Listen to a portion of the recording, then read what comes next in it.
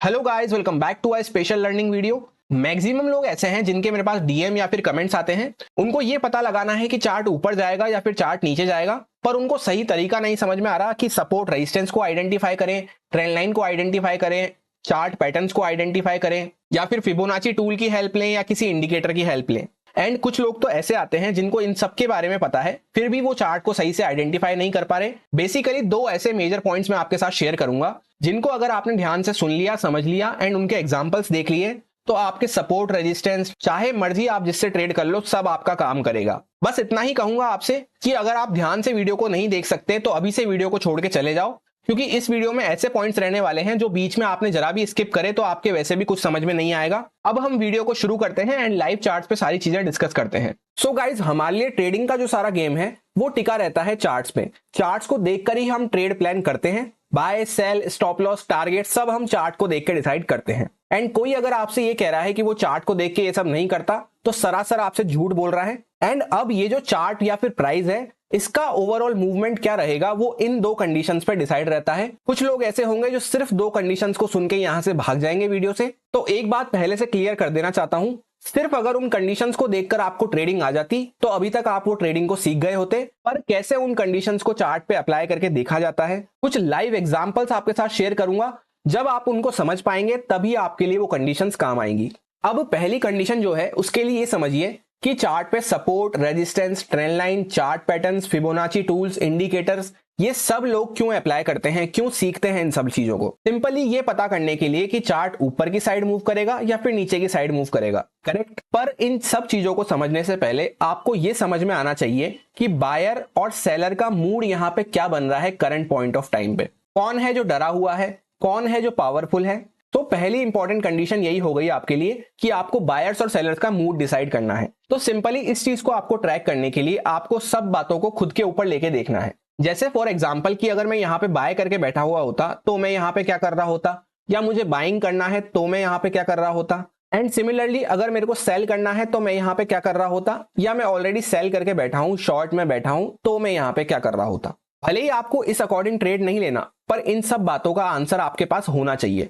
उससे क्या होता है कि आपको एक साइकोलॉजी पता चलती है कि इन चारों में से ये वाला अभी डोमिनेट कर रहा है, एंड इन चारों में से सपोज ये वाला अभी डरा हुआ है, फियर है इसके मन में। फिर उसके बाद जैसे सपोज आपको समझ में आ गया कि यहाँ पे बायर डोमिनेट कर रहा है, तो आपको अपने आप ऑटोमेटिकली सपोर्ट भी आपके काम करने लग जाएंगे, आपकी ट्रेंड लाइन भी बाइंग साइड वाली काम करने लग जाएगी। टेंशन मत लीजिए, ध्यान से एक एक सीढ़ी की तरह चढ़ते जाइए। मैं सारी बातें आपके साथ एकदम क्लियर कर दूंगा। जब आप इस वीडियो को खत्म करेंगे आपके दिमाग में सब कुछ क्लियर हो चुका होगा, एंड ट्रस्ट में आपकी आंखें खुल गई होंगी। सो पहली कंडीशन आप समझ गए, आपको बायर सेलर का मूड डिसाइड करना है खुद पे सारी सिचुएशंस अज्यूम करके। अब सेकंड चीज जो इंपॉर्टेंट रहती है कि चार्ट किस साइड पे मूव करता है। चार्ट उस साइड पे मूव करता है जहां पे उसको स्टॉप लॉसेस मिलते हैं, एंड इसी को लोग एसएल हंटिंग का नाम देते हैं। ये बात वैसे मैंने आपको एक पुरानी वीडियो में भी समझाई थी, उसका लिंक मैं आपको आई बटन में दे दूंगा। कि एसएल हंटिंग का जो गेम होता है वो इस तरह से होता है कि बचपन में आपने मोबाइल में खेला होगा स्नेक वाला गेम। जैसे जैसे स्नेक अपने टारगेट के पीछे भागता रहता है, वैसे वैसे चार्ट जो है एसएल के पीछे भागता रहता है। एंड जिस तरह से स्नेक को ज्यादा फूड मिल जाता है तो वो बड़ा होता जाता है, उस तरह से अगर ज्यादा स्टॉप लॉस मिल जाते हैं तो चार्ट में बड़ा मूव आता है। एक दिन का खेल नहीं है स्टॉप लॉस हंटिंग समझना। अगर इतना ही आसान होता तो हर कोई ये बात समझ गया होता। तो ध्यान से सुनना वीडियो को, अभी भी कह रहा हूं, वरना कुछ भी समझ में नहीं आएगा, सब ऊपर से निकल जाएगा। अब चलते हैं सीधा लाइव एग्जांपल्स पे, एंड ये दोनों कंडीशंस आपके साथ एकदम माइंड में क्लियर करता हूं। अब जैसे ये चार्ट है बैंक निफ्टी का 5 मिनट टाइम फ्रेम पे, तो यहाँ पे सपोज करते हैं ये वाला दिन अभी तक बना हुआ नहीं है। इसको हम आगे इस तरह से कर देते हैं। जिस भी दिन का आपको चार्ट प्रिडिक्ट करना है, जैसे अगले दिन का आपको चार्ट प्रिडिक्ट करना है, तो एक दिन पहले की कंडीशंस आपको देखनी पड़ती है। सबसे पहले यहाँ पे क्या हुआ है, चार्ट ऊपर गया, उसके बाद कंटिन्यू हमें एक ट्रेंड देखने को मिला डाउन साइड का। तो अगर यहां से किसी ने चार्ट को गिराया है तो यहाँ पे सेलर बैठे होंगे, उनका स्टॉप लॉस यहीं इसके ऊपर पड़ा होगा। यहां से कंटिन्यू हमें सेलिंग देखने को मिली है, और उसके बाद यहाँ पे हमें एक सपोर्ट देखने को मिल रहा था प्रीवियस डे का, तो इसके आसपास मार्केट ने क्लोज किया, इसके हल्का सा ऊपर जाके, यानी यहाँ पे किसी ने बाइंग किया है। अब वापस से हम उस वाले आगे वाले चार्ट पे आते हैं। अब सबसे पहले नेक्स्ट डे इंपॉर्टेंट रहती है ओपनिंग। ओपनिंग किसके फेवर में हो रही है एंड किसके अगेंस्ट में हो रही है, इसकी वजह से पूरा दिन डिसाइड होता है हमारा। सेलर ऊपर बैठे हैं, बायर नीचे बैठे हैं, ओपनिंग एकदम बीच में हुई, ठीक है। तो इस वजह से क्या हुआ, दोनों हो गए कंफ्यूज कि अरे मैं भागूं कि तू भागेगा। तो एसएल कहां पे पड़े हैं, ऊपर पड़े हैं सेलर के एसएल, नीचे पड़े हैं बायर के एसएल। चार्ट ओपन हुआ एकदम बीच में, तो अब यहाँ पे जो है चार्ट एकदम कंफ्यूज। हमेशा क्या होता है, इस पॉइंट को नोट डाउन कर लेना, चार्ट के अगर दूर एसएल अवेलेबल है, आसपास कोई एसएल अवेलेबल नहीं है, तो वो ऑटोमेटिकली एसएल क्रिएट करने के लिए एक रेंज बनाता है इस तरह से, इस वजह से फ्रेश एसएल उसके आसपास आ जाए।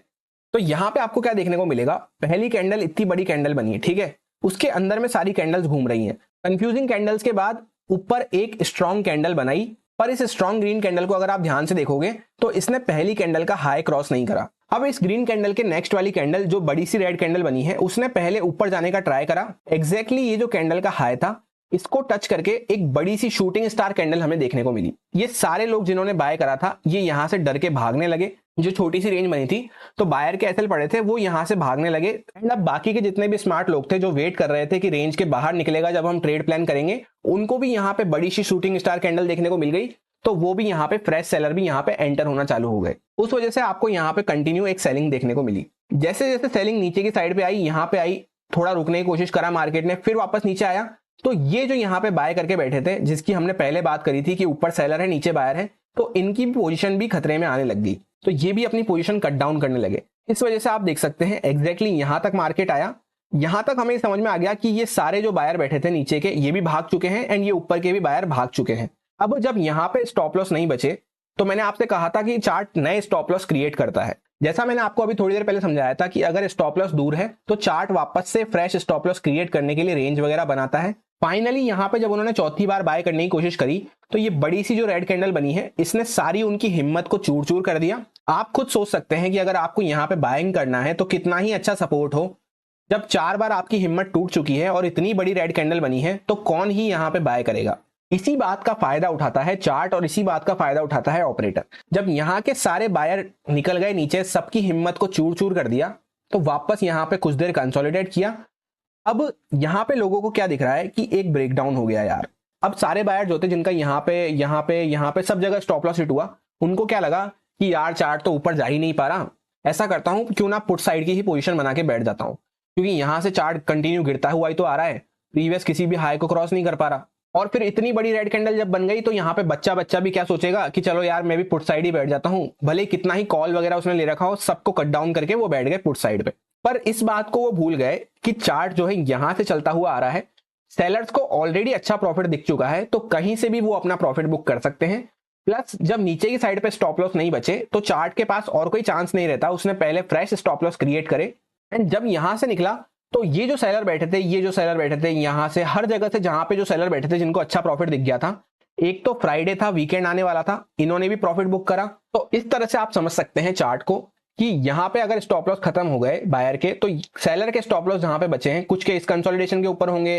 अब ये भी तो होता है ना कि यहां से सेल करके बैठा है, तो कुछ यहाँ पे ट्रेल कर देंगे, फिर यहाँ पे ट्रेल कर देंगे, तो ट्रेलिंग हिट हुआ, फिर कुछ लोगों का यहाँ पे था, यहाँ पे हिट हुआ। ऐसे टाइम पे आपको चेन रिएक्शन देखने को मिलता है। ये जो बड़ा सा मूव होता है, इसको कहा जाता है चेन रिएक्शन। अब आप सोच रहे होंगे ये तो सिर्फ एक दिन की कहानी है, दूसरे दिन के भी मैं आपको समझा देता हूं कि चार्ट यहाँ पे आप देख सकते हैं एक अच्छी सी रेंज बनाया, उसके बाद नीचे की साइड पे जाके क्लोज हुआ, तो यहाँ पे कुछ लोग सेलर बैठे होंगे, कुछ लोग यहाँ पे बाइंग करके बैठे होंगे। अब जैसे ही आप देखेंगे यहाँ पे जो बाइंग करके बैठा था, उसको गैप अप में बड़ा प्रॉफिट दिख गया, इनके स्टॉप लॉस तो हो गए सेफ। इसके स्टॉप लॉस मार्केट टारगेट करेगा, ये सेलर के स्टॉप लॉस के पास खुला है मार्केट, यहाँ पे स्टॉप लॉस पड़े होंगे। तो आप देख सकते हैं धीरे धीरे करता हुआ चार्ट पहले ऊपर गया, ये सारे यहाँ के स्टॉप लॉस खाली करे इस एरिया के, इस वजह से आपको यहाँ पे बाइंग देखने को मिली। उसके बाद जब यहाँ पे पूरा स्टॉप लॉस ये खाली कर दिया इसने, तो यहाँ पे जब स्टॉप लॉस बचे ही नहीं, तो ऊपर जा ही नहीं सकता चार्ट। सिर्फ और सिर्फ 10 में से 1 या 2 बार आपको ऐसा देखने को मिलेगा कि जिस साइड पे स्टॉप लॉस नहीं है, उस साइड पे भी चार्ट मूव कर रहा है। वो कब होता है वो आपको किसी और वीडियो में मैं समझाऊंगा, पर जनरली 10 में से 8 या 9 बार आपको ऐसा ही देखने को मिलेगा कि ऊपर के साइड के स्टॉप लॉस खत्म हो गए, तो चार्ट वापस से नीचे की साइड पे आने लग गया। क्योंकि कहां पर है स्टॉप लॉस, यहाँ पर है स्टॉप लॉस, यहाँ पर किसी ने ट्रेल कर दिया होगा तो यहाँ आ गया होगा, किसी ने सोचा होगा कि यार यहीं पे इसने सपोर्ट ले लिया तो यहाँ पे ट्रेल कर दिया होगा, और कोई एकदम टाइटली ट्रेल कर रहा होगा तो इस बड़ी सी कैंडल के नीचे स्टॉप लॉस रख दिया होगा। तो आप देख सकते हैं यहाँ पे ऊपर जब स्टॉप लॉस खाली हो गए, जैसे ही चार्ट नीचे आना चालू हुआ, एकदम फास्ट मोमेंटम हमें देखने को मिला। जैसा कि मैंने अभी आपको यहाँ पे समझाया था कि चेन रिएक्शन होता है, सारे स्टॉप लॉस धड़ धड़ कटने चालू होते हैं, तो उस वजह से एक फास्ट मोमेंटम देखने को मिलता है। अब उसके पहले वाले चार्ट पे आ जाओगे तो यहाँ पे भी सेम चीजें रोज अप्लाई होती है। एक दिन में आपको देख के लग रहा होगा कि अरे ये क्या खिचड़ी बन रही है, दिमाग में कुछ भी समझ नहीं आ रहा, तब ऊपर से जा रहा है। पर रोज रोज इस बात को प्रैक्टिस करोगे, ढंग से वीडियो को सुनोगे, 2-3 बार समझोगे बातों को, तब आपको एक एक पॉइंट समझ में आने लगेगा। मैंने एकदम सिंपल वे में कोशिश करी है समझाने की, पर ये बात मैं जानता हूं कि एक दिन का खेल नहीं है ये समझना, तो धीरे धीरे करोगे तभी समझ में आएगा। कोशिश ही नहीं करोगे तो फिर तो वही है रोज का रूटीन, मॉर्निंग में आओ, लॉस करो और चले जाओ। छोटा सा वीडियो था पर बहुत ही इंपॉर्टेंट पॉइंट थे। जिसको ये बातें समझ में आ गई उसकी ट्रेडिंग नेक्स्ट लेवल इंप्रूव हो जाएगी। जिसको नहीं आई है उसको कभी दोबारा किसी और वीडियो में समझाने की कोशिश करूंगा। इस वीडियो में फिलहाल इतना ही, मिलते हैं किसी नेक्स्ट वीडियो में। Thank you.